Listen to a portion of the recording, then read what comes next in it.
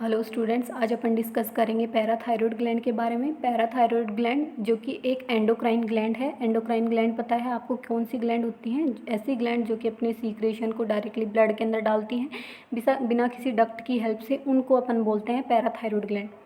तो अपन सबसे पहले इसका इंट्रोडक्शन देखते हैं।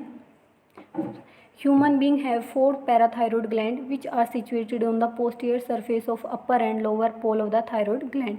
तो जो पैराथायरॉयड ग्लैंड होती हैं जो कि एंडोक्राइन ग्लैंड होती है, मैंने आपको पहले भी बताया है कि जो हमारी बॉडी है वो के अंदर मेनली 2 टाइप की ग्लैंड प्रेजेंट होती हैं, एंडोक्राइन ग्लैंड और एक्सोक्राइन ग्लैंड। एंडोक्राइन ग्लैंड जो होती हैं वो डक्टलेस ग्लैंड होती हैं और जो एक्सोक्राइन ग्लैंड होती है वो डक्ट ग्लैंड होती है, जिनके पास डक्ट होता है, एक ल्यूमन लाइक स्ट्रक्चर होती है जिसकी हेल्प से अपने सीक्रेशन का ट्रांसपोर्ट करती हैं बॉडी सरफेस एरिया पे। उसके अलावा जो आज अपन पढ़ेंगे पैराथायरॉयड ग्लैंड के बारे में। पैराथायरॉयड ग्लैंड जो कि एक एंडोक्राइन टाइप की ग्लैंड होती है। तो पैराथायरॉयड ग्लैंड जो होती है हमारी ह्यूमन बॉडी के अंदर मेनली 4 टाइप की पैराथायरॉयड ग्लैंड है वो प्रेजेंट होती हैं। ये जो 4 पैराथायरॉयड ग्लैंड है वो थायरॉयड ग्लैंड के पोस्टीरियर सरफेस पे सिचुएटेड होती हैं। थायरॉयड ग्लैंड के पोस्टीरियर सरफेस पे भी ये जो अपर पोल और लोअर पोल पे सिचुएटेड होती हैं। नेक्स्ट अपन देखें, parathyroid gland are very small in size, measuring about 6 mm long, 3 mm wide and 2 mm thick with dark brown colour. जो पैराथायरॉयड ग्लैंड होती हैं वो साइज़ के अंदर स्मॉल होती हैं। इनकी मेजरमेंट देखें तो अपन ये 6 mm लॉन्ग होती हैं, 3 mm वाइड होती हैं और 2 mm थिक होती हैं। ये डार्क ब्राउन कलर की होती हैं। नेक्स्ट अपन देखिए, अब आप देख सकते हो इसका डायग्रामेटिक व्यू देख सकते हो, जिसमें पैराथायरॉयड ग्लैंड है वो थायरॉयड ग्लैंड के पोस्टीरियर पोर्शन पे सिचुएटेड होती है, जिसमें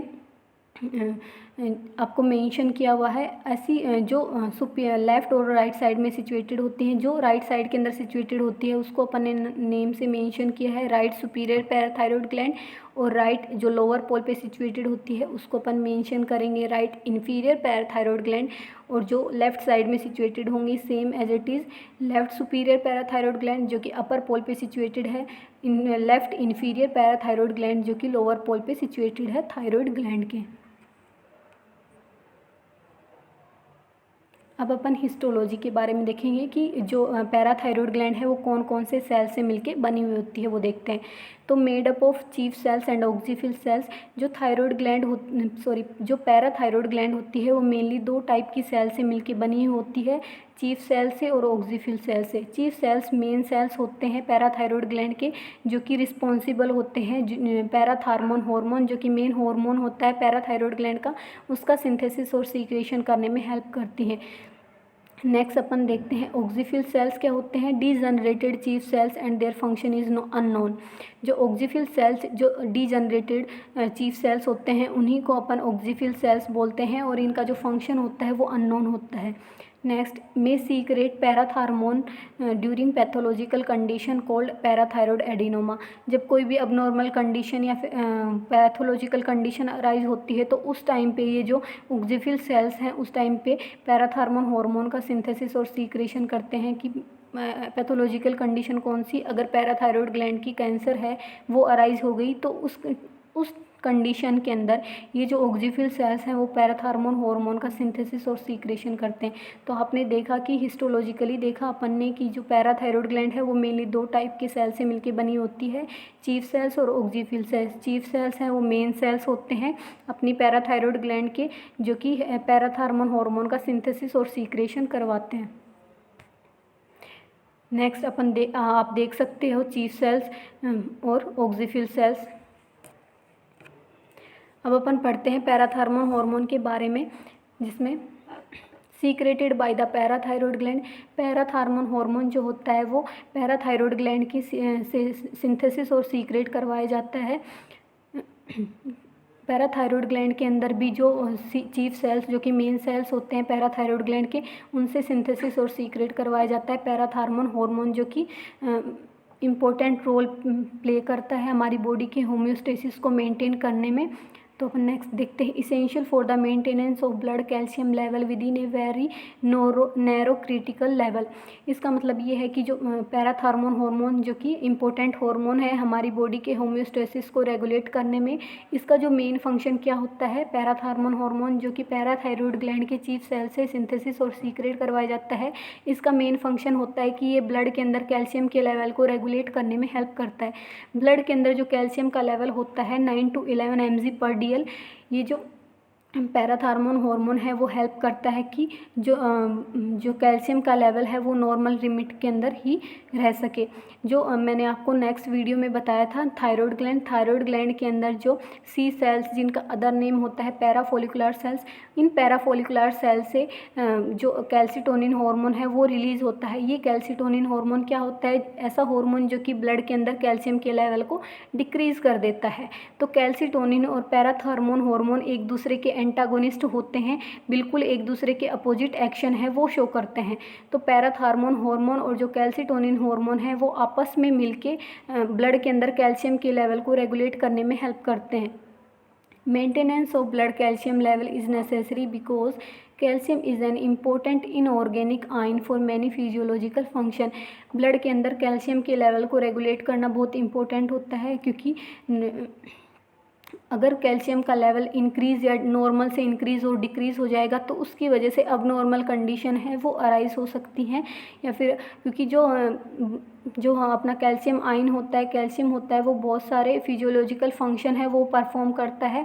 अगर कैल्शियम का लेवल डिक्रीज़ हो जाएगा या फिर बहुत ज़्यादा इंक्रीज़ हो जाएगा तो जो नॉर्मल फिजियोलॉजिकल फंक्शन है वो परफॉर्म नहीं हो पाएंगे, नॉर्मल से जो कंडीशन है वो अब नॉर्मल की तरफ डेविएट हो जाएगी। इसलिए ज़रूरी होता है कि ब्लड के अंदर कैल्शियम का लेवल है वो रेगुलेट होके रहे। तो जो पैराथार्मोन हार्मोन और जो कैल्सिटोनिन हार्मोन है आपस में मिलके हेल्प करते हैं कि ब्लड के अंदर के जो कैल्शियम का लेवल है वो नॉर्मल लिमिट के अंदर ही रहे।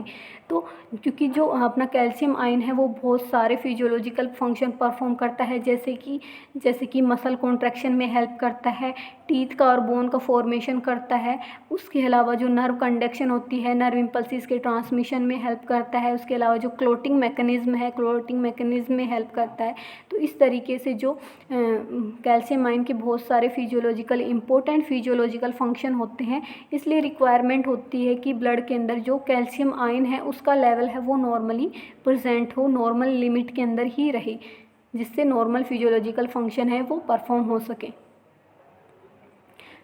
Next, calcium is very essential for many activities in the body such as, जैसे कि मैंने आपको बताया कि जो कैल्शियम होता है हमारी बॉडी के अंदर बहुत इसेंशियल एक्टिविटीज़ हैं उनको परफॉर्म करता है, इसलिए कैल्शियम आयन का जो लेवल है वो normal with in the normal range के अंदर रहना चाहिए। सबसे पहले बोन एंड टीथ फॉर्मेशन, जो कैल्शियम का मेन फंक्शन होता है कि बोन का और टीथ का फॉर्मेशन करता है। न्यूरोनल एक्टिविटी, जो नर्व ट्रांसमिशन है, नर्व कंडक्शन में हेल्प करता है। स्केलेटल मसल एक्टिविटी, जैसे कि मैंने आपको पहले भी बताया कि जो कैल्शियम आयन है वो मसल कॉन्ट्रैक्शन में हेल्प करता है, तो इस वजह से स्केलेटल मसल एक्टिविटी को परफॉर्म करवाने में हेल्प करता है। कार्डियक एक्टिविटी, जो मसल कॉन्ट्रैक्शन होता है, मायोकार्डियम का जो कॉन्ट्रैक्शन होता है उसमें हेल्प करता है।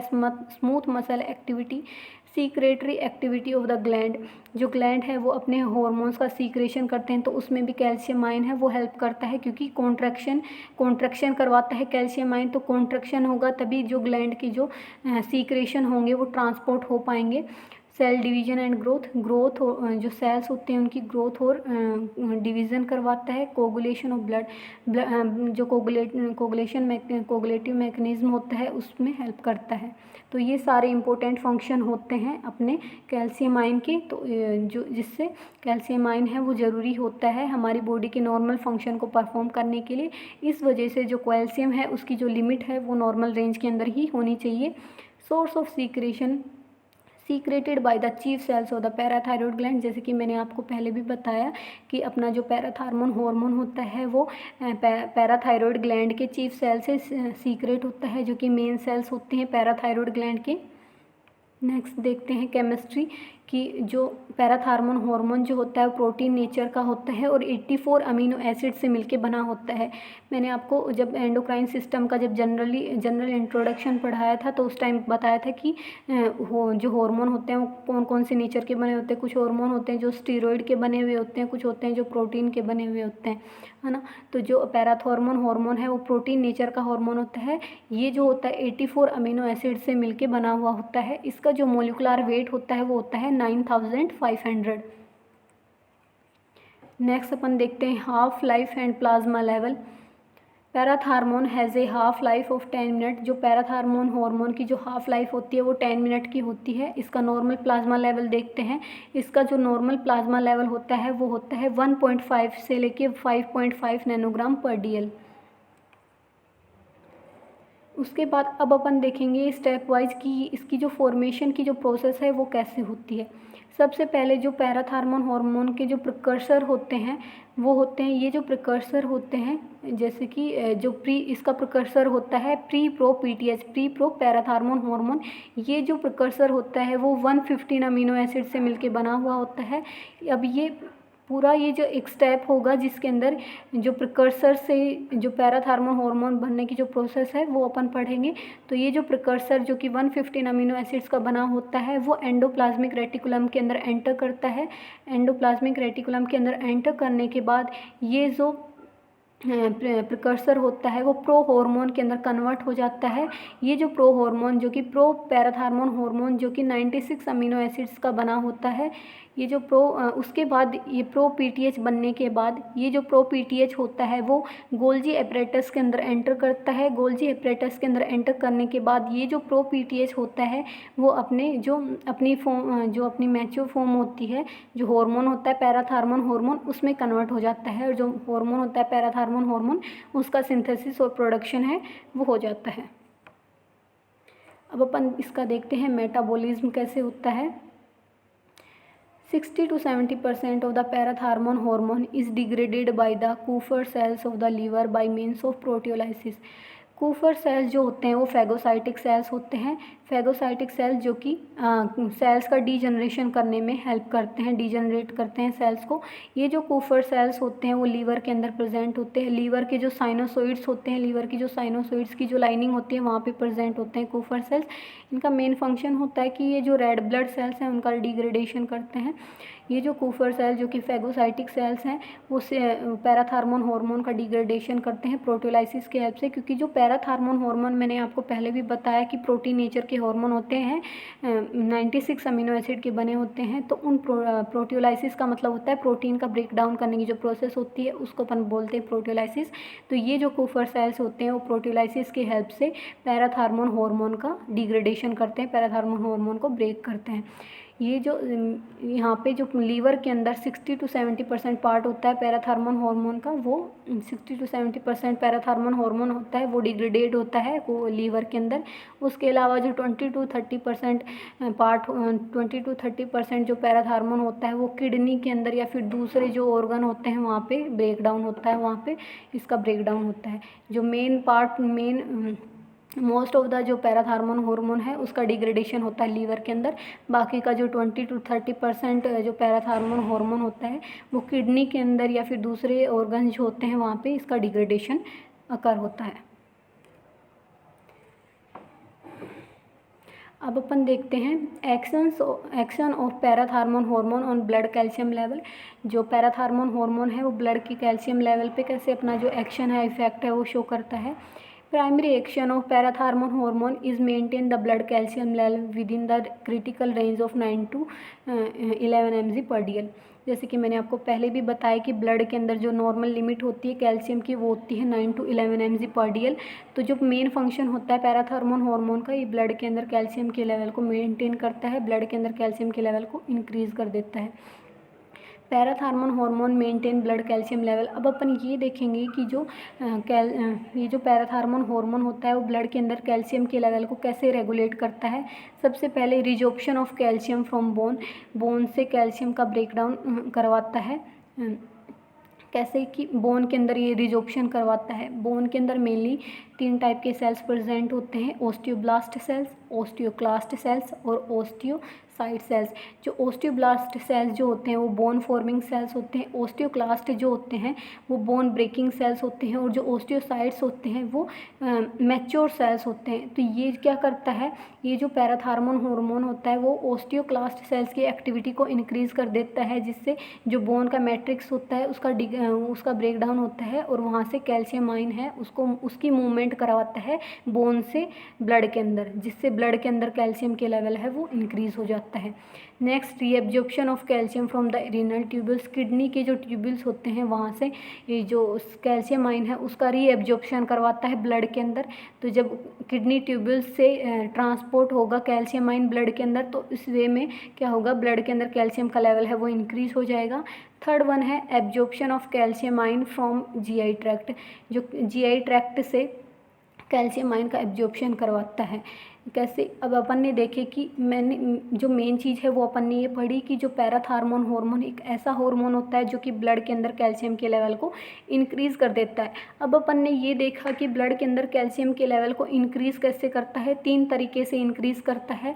सबसे पहले कि बोन से कैल्शियम की मूवमेंट करवाता है ब्लड के अंदर, जिससे ब्लड के अंदर कैल्शियम का लेवल है वो इंक्रीज़ हो जाता है। दूसरा, उसके अलावा किडनी ट्यूबुल से कैल्शियम आयन का ट्रांसपोर्ट करवाता है ब्लड के अंदर, जिससे ब्लड के अंदर कैल्शियम का लेवल इंक्रीज़ हो जाएगा। उसके अलावा जीआई ट्रैक्ट के अंदर जो इंटेस्टाइन के अंदर इंटेस्टाइन से एब्जॉर्प्शन करवाता है कैल्शियम आयन का ब्लड के अंदर। एक चीज़ होती है कैल्शियम आयन के इंटेस्टाइन से ब्लड के अंदर कैल्शियम का एब्जॉर्प्शन के लिए विटामिन डी की रिक्वायरमेंट होती है। विटामिन डी है वो हेल्प करता है कैल्शियम आयन के एब्जॉर्प्शन में, इंटेस्टाइन से ब्लड के अंदर कैल्शियम आयन के एब्जॉर्प्शन में हेल्प करता है विटामिन डी। तो विटामिन डी है वो इम्पोर्टेंट रोल है वो प्ले करता है कैल्शियम के एब्जॉर्प्शन में इंटेस्टाइन से। तो अब अपन ने देखा कि जो पैराथार्मोन हार्मोन है वो तीन तरीके से हेल्प करता है ब्लड के अंदर कैल्शियम के लेवल को इंक्रीज़ करने में। नेक्स्ट देखते हैं on bones. Parathormone hormone enhance the resorption of calcium ion from the bones by acting on osteoblast and osteoclast of the bone। अब मैंने आपको जैसे पहले भी बताया कि जो बोन होता है वो मेनली तीन टाइप के सेल से मिलके बने होते हैं। ओस्टियोब्लास्ट सेल्स जो कि बोन फॉर्मिंग सेल्स होते हैं, ओस्टियोक्लास्ट सेल्स जो कि बोन ब्रेकिंग सेल्स होते हैं, और ओस्टियोसाइट्स जो कि मैच्योर सेल्स होते हैं। ये तीनों ही सेल्स जो होते हैं बोन के वो मेसेनकाइमल सेल्स से जनरेट होते हैं और बोन के अंदर प्रेजेंट होते हैं। तो ये जो क्या करेगा, पैराथार्मोन हार्मोन ब्लड के अंदर कैल्शियम के लेवल को कैसे इंक्रीज़ करेगा। सबसे पहले जो ओस्टियोब्लास्ट की जो एक्टिविटी होगी उसको तो ये डिक्रीज़ कर देगा, और जो ओस्टियोब्लास्ट और ओस्टियोक्लास्ट दोनों पे जाके एक्ट करेगा, जिससे इनकी जो एक्टिविटी है वो इंक्रीज़ हो जाएगी। अगर ओस्टियोक्लास्ट की एक्टिविटी इंक्रीज़ होगी तो बोन ब्रेक होगा तो जो कैल्शियम आयन है वो मूव होके ब्लड के अंदर जाएंगे, जिससे ब्लड के अंदर कैल्शियम का लेवल है वो इंक्रीज़ हो जाएगा, और ओस्टियोब्लास्ट की जो एक्टिविटी है उसको भी इंक्रीज़ कर देगा। Resorption of calcium from bone occur in two phase. Resorption का मतलब होता है बोन का ब्रेक होना। बोन की जो ब्रेकडाउन की जो प्रोसेस होती है वो मेनली दो फेज़ के अंदर होती है, रैपिड फेज़ और स्लो फेज़। अब अपन सबसे पहले पढ़ेंगे रैपिड फेज़ के बारे में कि रैपिड फेज़ के अंदर क्या होता है। तो rapid phase occur with in minute after the release of parathormone from parathyroid gland. जो रैपिड फेज़ है वो इमीडिएटली स्टार्ट, रैपिड फेज़ का मतलब है कि जो कैल्शियम आयन का जो मूवमेंट है वो इमीडिएटली स्टार्ट हो जाता है। जैसे ही पैराथायरॉयड ग्लैंड है वो पैराथार्मोन हार्मोन को रिलीज़ करता है, इमीडिएटली रिलीज़ होने के बाद ही पैराथार्मोन हार्मोन जाके एक्ट कर देता है, और इमीडिएटली जो कैल्शियम आयन है उसकी मूवमेंट हो जाती है ब्लड के अंदर। तो इस तरीके से रैपिड फेज़ के अंदर वर्क होता है। Immediately after reaching the bone, parathormone hormone gets attached with the receptor on the cell membrane of osteoblast and osteocyte. इसका मतलब ये है कि जैसे ही पैराथायरॉयड ग्लैंड से पैराथार्मोन हार्मोन है वो रिलीज़ हुआ तो इमीडिएटली सर्कुलेशन के थ्रू जाके एक्ट करता है बोन पे भी। जो बोन के जो सेल्स हैं ओस्टियोब्लास्ट सेल और ओस्टियोक्लास्ट सेल की जो मेम्ब्रेन होती है उसके ऊपर जो रिसेप्टर्स प्रेजेंट होते हैं उन पे जाके एक्ट करता है और इन दोनों सेल्स की ही एक्टिविटी को इंक्रीज़ कर देता है, जिससे बोन का रिजॉर्प्शन है वो हो जाता है।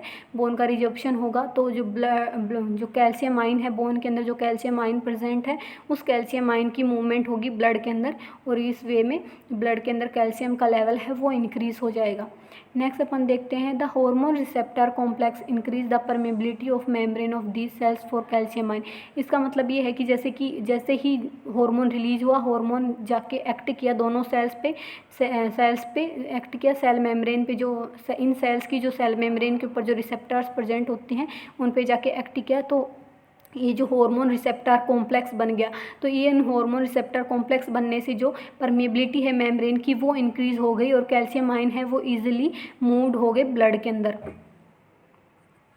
It accelerate the calcium pump mechanism so that calcium ion move out of these bone cells and enter the blood at a faster rate। इसकी वजह से क्या होता है कि जो कैल्शियम पंप जो इस फेज के अंदर जो कैल्शियम पंप मैकेनिज्म है वो एक्सेलरेट हो जाता है, स्टार्ट हो जाता है, जिससे कैल्शियम आयन है वो फास्टली है वो मूव कर जाते हैं बोन से ब्लड के अंदर, जिससे ब्लड के अंदर कैल्शियम का लेवल है वो इंक्रीज हो जाता है। स्लो फेज के अंदर क्या होता है? Slow phase of calcium resorption from bone is due to the activation of osteoclast by the parathormone hormone. When osteoclasts are activated, some substances such as proteolytic enzymes, citric acid and lactic acid are released from lysosomes of the cells। इसका मतलब ये है कि slow phase के अंदर क्या होता है कि कैल्शियम का जो रिजॉर्प्शन है, कैल्शियम जो बोन का रिजॉर्प्शन है वो पहले इसके अंदर क्या होता है कि स्लो रिजॉर्प्शन होता है कैल्शियम का, पहले ब्रेकडाउन होता है बोन का, उसके बाद जो कैल्शियम आयन है उसकी मूवमेंट होती है। सबसे पहले जो इसके अंदर पैराथार्मोन हार्मोन है वो जाके एक्ट करेगा ओस्टियोक्लास्ट सेल पे। उसके बाद जब ओस्टियोक्लास्ट सेल्स हैं वो एक्टिवेट हो जाएंगे, उनकी एक्टिविटी इंक्रीज हो जाएगी। ओस्टियोक्लास्ट सेल जो कि ऐसे सेल्स होते हैं जो कि बोन ब्रेकिंग सेल्स होते हैं, ओस्टियोक्लास्ट सेल्स की जो एक्टिविटी है वो इंक्रीज हो जाएगी।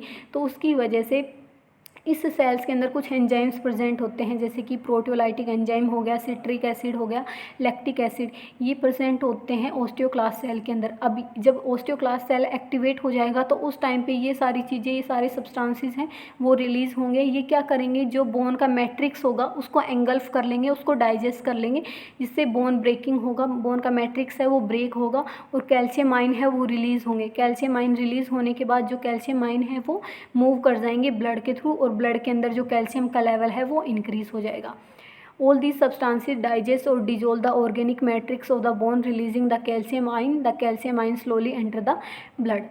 सेम चीज़ कि जब सबसे पहले क्या हुआ कि पैराथार्मोन हार्मोन आया, पैराथार्मोन हार्मोन आके एक्ट किया ओस्टियोक्लास्ट सेल पे, जिससे ओस्टियोक्लास्ट सेल है उसका वो एक्टिवेट हो गया।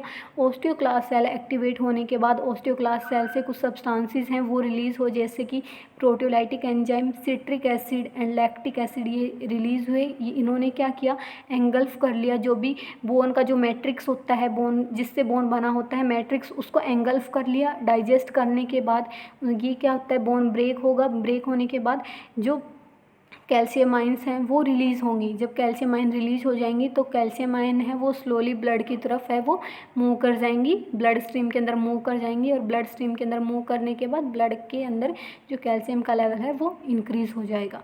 तो ये अपन ने देखा स्लो फेज और parathormone hormone increase calcium resorption from bone by stimulating the proliferation of osteoclast also.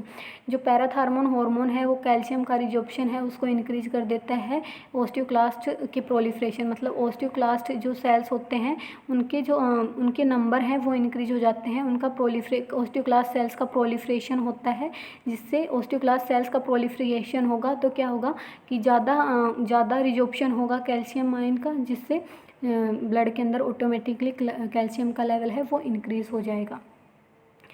अब अपन ने ये देखें बोन के ऊपर देख लिया कि बोन के ऊपर कैसे इफेक्ट शो करता है पैराथार्मोन हार्मोन। अब अपन देखेंगे किडनी के ऊपर कैसे इफेक्ट है वो शो करता है। सबसे पहले parathormone hormone increase the reabsorption of calcium from the renal tubules along with magnesium ions an और हाइड्रोजन आयंस। जो पैराथार्मोन हार्मोन जो होता है, मैंने आपको पहले भी बताया, किडनी ट्यूब्यूल से रीएब्जॉर्प्शन करवाता है कैल्शियम आयन का ब्लड के अंदर। तो पैराथार्मोन हार्मोन जो होता है कैल्शियम आयन का रीएब्जॉर्प्शन को इंक्रीज़ कर देता है ब्लड किडनी ट्यूब्यूल से ब्लड के अंदर, जिससे ब्लड के अंदर कैल्शियम आयन मूव कर जाएंगे तो ब्लड के अंदर कैल्शियम का लेवल इंक्रीज हो जाएगा। और साथ में मैग्नीशियम आयन का जो मूवमेंट है उसको भी इंक्रीज़ कर देता है। It increase calcium reabsorption mainly from the distal converted tubules and proximal part of collecting duct. ये पार्ट होते हैं किडनी ट्यूब्यूल्स के जहाँ पे ये जो हार्मोन है वो एक्ट करता है और जिस पार्ट से जो कैल्शियम आयन है उनका रीएब्जॉर्प्शन करवाता है। तो डिस्टल कन्वर्टेड ट्यूब्यूल पे एक्ट करता है और जो कलेक्टिंग डक्ट के जो प्रोक्सिमल पार्ट होता है उस पे जाके एक्ट करता है। तो ये दोनों पार्ट होते हैं जहाँ पे जो एक्ट करता है और रीएब्जॉर्प्शन करवाता है कैल्शियम आयन का किडनी ट्यूब्यूल से ब्लड के अंदर। ब्लड स्ट्रीम के अंदर मूव हो जाएंगे और ब्लड के अंदर जो कैल्शियम का लेवल है वो इंक्रीज हो जाएगा। Parathormone hormone also increase the formation of 125 डिहाइड्रोक्सीकोलिक एल्सिफिरोल। ये जो 125 डिहाइड्रोक्सीकोलिक एल्सिफिरोल जो होती है वो विटामिन डी की एक्टिव फॉर्म होती है। तो ये जो पैराथार्मोन हार्मोन जो होता है वो किडनी के अंदर इस एक्टिव विटामिन डी की जो फॉर्म होती है उसके फॉर्मेशन को भी इंक्रीज़ कर देता है। क्योंकि जो एक्टिव फॉर्म होती है विटामिन डी की वो हेल्प करती है किसमें, इंटेस्टाइन से कैल्शियम का एब्जॉर्प्शन करवाने में हेल्प करती है। तो जो पैराथार्मोन हार्मोन होता है वो किडनी के अंदर इस 125 डिहाइड्रोक्सीकोलिक एल्सिफिरोल के फॉर्मेशन को भी इंक्रीज़ कर देता है, क्योंकि ये जो एक्टिव फॉर्म होती है वो रिक्वायर्ड होती है इंटेस्टाइन से कैल्शियम आयन का एब्जॉर्प्शन करवाने के लिए। And 25 hydroxycholecalciferol in the kidneys.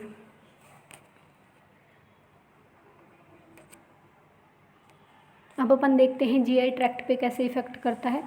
Parathormone hormone increase the absorption of calcium ion from the GI tract indirectly. जो पैराथार्मोन हार्मोन है वो इंक्रीज़ कर देता है किसको, कैल्शियम आयन को इंटेस्टाइन से ब्लड के अंदर मूवमेंट करवाता है किसकी, कैल्शियम आयन की, जिससे ब्लड के अंदर कैल्शियम का लेवल इंक्रीज़ हो जाता है। It increase the formation of 125 dihydroxycholecalciferol in the kidneys. The vitamin in turn increase the absorption of calcium ion from GI tract. Thus the activated vitamin D is very essential for the absorption of calcium from the GI tract and parathormone hormone is essential for the formation of activated vitamin D। जो अब क्या होता है कि जो parathormone hormone है वो क्या करता है, कैल्शियम आयन का एब्जॉर्प्शन करवाता है कहाँ से, इंटेस्टाइन से ब्लड के अंदर, जिससे ब्लड के अंदर कैल्शियम का लेवल इंक्रीज़ हो सके। इनडायरेक्टली इंक्रीज़ करवाता है। इनडायरेक्टली कैसे कि जो इंटेस्टाइन से ब्लड के अंदर कैल्शियम के ट्रांसपोर्टेशन के लिए रिक्वायर्ड होती है एक्टिवेटेड विटामिन डी, जिसका अदर नेम होता है 125 डिहाइड्रोक्सीकोलिक एल्सिफिरोल। अब इस 125 डिहाइड्रोक्सीकोलिक एल्सिफिरोल के फॉर्मेशन में हेल्प करता है पैराथार्मोन हार्मोन। ये जो पैराथार्मोन हार्मोन है वो इस एक्टिवेटेड विटामिन डी का फॉर्मेशन करवाता है किडनी के अंदर, जिससे ये जो एक्टिव विटामिन डी की फॉर्म होती है वो इंटेस्टाइन से ब्लड के अंदर ट्रांसपोर्ट करवाती है, एब्जॉर्प्शन करवाती है कैल्शियम आयन का, जिससे ब्लड के अंदर कैल्शियम का लेवल है वो इंक्रीज़ हो सके। तो अब एक्टिवेटेड विटामिन डी है वो इसेंशियल होती है कैल्शियम आयन के एब्जॉर्प्शन के लिए इंटेस्टाइन से, और विटामिन डी के फॉर्मेशन के लिए ज़रूरी होता है पैराथार्मोन हार्मोन, क्योंकि विटामिन डी है वही हेल्प करवाती है कैल्शियम आयन का एब्जॉर्प्शन करवाती है इंटेस्टाइन से ब्लड के अंदर। अब ये देखते हैं कि जो पैराथार्मोन हार्मोन का क्या रोल होता है विटामिन डी के एक्टिवेशन में। Vitamin D is very essential for calcium absorption from the GI tract. ये तो आपने देख लिया कि विटामिन डी जो है वो इसेंशियल होती है कैल्शियम के एब्जॉर्प्शन के लिए जीआई ट्रैक्ट से। But vitamin D itself is not an active substance, क्योंकि जो विटामिन डी होती है वो भी कोई एक्टिव सब्सटेंस नहीं होती। हमारी बॉडी के अंदर जो विटामिन डी है वो नॉन एक्टिव फॉर्म के अंदर प्रेजेंट होती है। तो अभी इस नॉन एक्टिव विटामिन डी को एक्टिव विटामिन डी में कन्वर्ट करने के लिए, फॉर्म करने के लिए रिक्वायर्ड होता है parathormone hormone. Instead, vitamin D has to be converted into 125 dehydroxycholic एल्सिफिरोल in the liver and kidneys in the presence of parathormone hormone. पहले भी बता दिया कि जो पैराथार्मोन हार्मोन होता है वो किडनी के अंदर 125 डिहाइड्रोक्सीकोलिक एल्सिफिरोल का फॉर्मेशन करवाता है, जो कि एक्टिवेटेड फॉर्म होती है विटामिन डी की। देन द 125 डी हाइड्रोक्सी कोलिफेसिरोल इज़ द एक्टिव प्रोडक्ट, जो कि एक्टिव फॉर्म होती है विटामिन डी की। अब अपन ये देखते हैं, पूरी प्रोसेस देखते हैं जिसके अंदर एक्टिव फॉर्म कैसे बनती है विटामिन डी की। तो सबसे पहले हमारी स्किन के अंदर जो 7 डी हाइड्रो कोलेस्ट्रॉल प्रेजेंट होता है, हमारी स्किन के जो सेल्स होते हैं वहाँ पे उनके अंदर प्रेजेंट होता है 7 डी हाइड्रो कोलेस्ट्रॉल प्रेजेंट होता है। फिर उसके बाद सनलाइट की प्रेजेंस में, जब सनलाइट स्ट्राइक करती है अपनी स्किन पे, तो सनलाइट की प्रेजेंस में ये जो 7 डी हाइड्रो कोलेस्ट्रॉल होता है वो कोलिकैल्सिफेरॉल, जो कि इनएक्टिव फॉर्म होती है विटामिन D3 की, उसमें कन्वर्ट हो जाता है। सनलाइट की प्रेजेंस में जो 7 डी हाइड्रो कोलेस्ट्रॉल होता है वो cholecalciferol vitamin inactive form of vitamin D3 में कन्वर्ट हो जाता है। उसके बाद ये जो inactive form of vitamin D3 होता है वो लीवर के अंदर जाता है। लीवर के अंदर जाने के बाद ये जो होता है वो 25 हाइड्रोक्सी कैल्सिफेरॉल में कन्वर्ट हो जाता है। उसके बाद लीवर के अंदर प्रेजेंट होता है ये 25 हाइड्रोक्सी कोलिकैल्सिफेरॉल। उसके बाद लीवर के अंदर लीवर से ये 25 हाइड्रोक्सी कोलिकैल्सिफेरॉल है वो पैराथार्मोन हार्मोन की प्रेजेंस में किडनी के अंदर ये इसके एक्टिव फॉर्म में कन्वर्ट हो जाता है, जिसको अपन बोलते हैं 125 डी हाइड्रोक्सी कोलिकैल्सिफेरॉल। पैराथार्मोन हार्मोन की प्रेजेंस में ये जो 25 हाइड्रोक्सी कोलिकैल्सिफेरॉल है वो किडनी के अंदर फॉर्म होता है अपनी एक्टिव फॉर्म में। उसके बाद एक्टिव फॉर्म में कन्वर्ट होने के बाद ये जो 125 डाई हाइड्रोक्सी कोलिकैल्सिफेरॉल होता है वो हेल्प करता है, वो जाके एक्ट करता है इंटेस्टाइन पे जाके एक्ट करने के बाद इंटेस्टाइन के अंदर जो कैल्शियम आयन प्रेजेंट होते हैं उन कैल्शियम आयन का रीएब्जॉर्प्शन करवाता है ब्लड के अंदर, जिससे ब्लड के अंदर कैल्शियम का लेवल है वो इंक्रीज हो जाता है। ये सेम प्रोसेस है जो अपन ने अभी पढ़ी।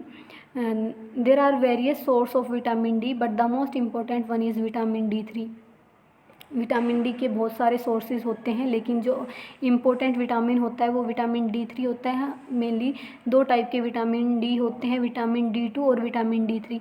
विटामिन D2 जो होता है वो हमारी बॉडी के अंदर फॉर्म नहीं होता है। ये जो विटामिन D2 होता है वो अपने को प्लांट्स के अंदर प्रेजेंट होता है। तो प्लांट से अपन डाइट की हेल्प से अपन इस विटामिन D2 को लेते हैं।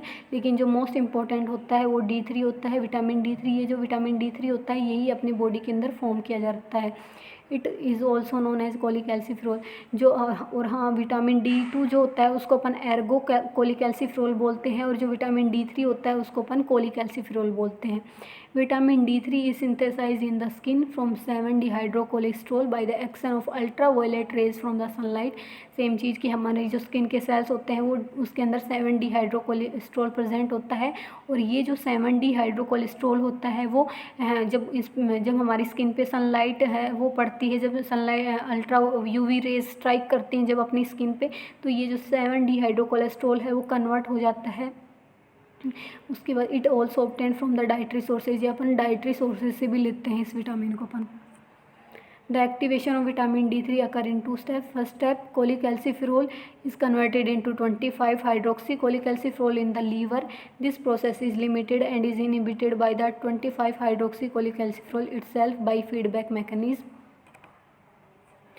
25 hydroxycholecalciferol is converted into 125 dehydrocholecalciferol in kidney. It is the active form vitamin D3. This step needs the presence of parathormone. ये पूरी स्टेप वाइज प्रोसेस होती है जो कि मैंने आपको पहले ही एक्सप्लेन कर दी कि कैसे जो इनएक्टिव फॉर्म होती है विटामिन D3 की वो कन्वर्ट हो जाती है अपनी vitamin active form of vitamin D3 में कन्वर्ट हो जाती है, और जो एक्टिव फॉर्म होती है विटामिन D3 की वो रिक्वायर्ड होती है कैल्शियम आयन के रीअब्जॉर्प्शन के लिए। Same thing.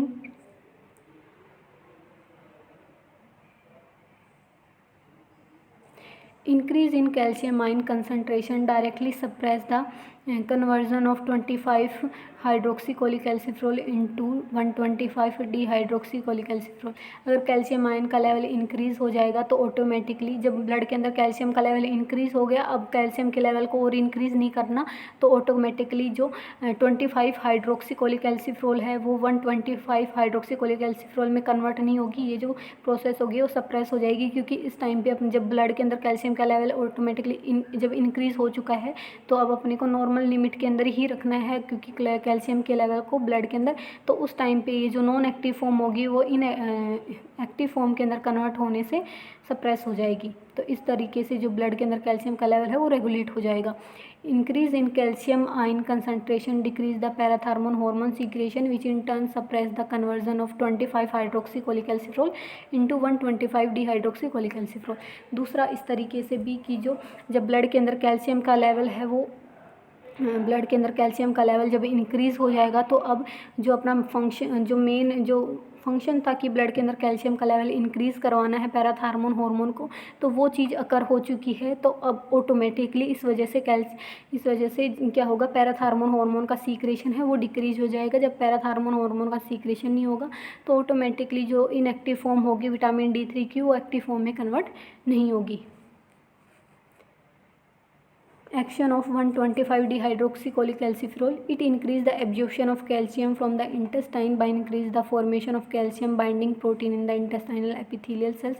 ये क्या करता है, मैंने पहले बताया कि इसका जो ये क्या है, एक्टिव फॉर्म है विटामिन D3 की। तो इसका फंक्शन क्या होता है कि कैल्शियम आयन का एब्जॉर्प्शन करवाता है इंटेस्टाइन से ब्लड के अंदर। कैसे करवाता है कि ये जो इंटेस्टाइन के अंदर जो एपिथेलियल सेल्स हैं उनका इंटेस्टाइन की जो एपिथेलियल सेल्स होते हैं उनके अंदर जो कैल्शियम बाइंडिंग प्रोटीन होता है उसके फॉर्मेशन को इंक्रीज़ कर देता है। जब कैल्शियम बाइंडिंग प्रोटीन है उसका फॉर्मेशन इंक्रीज़ हो जाएगा तो ये जो बाइंडिंग प्रोटीन है वही हेल्प करेगा कैल्शियम आयन के मूवमेंट के अंदर।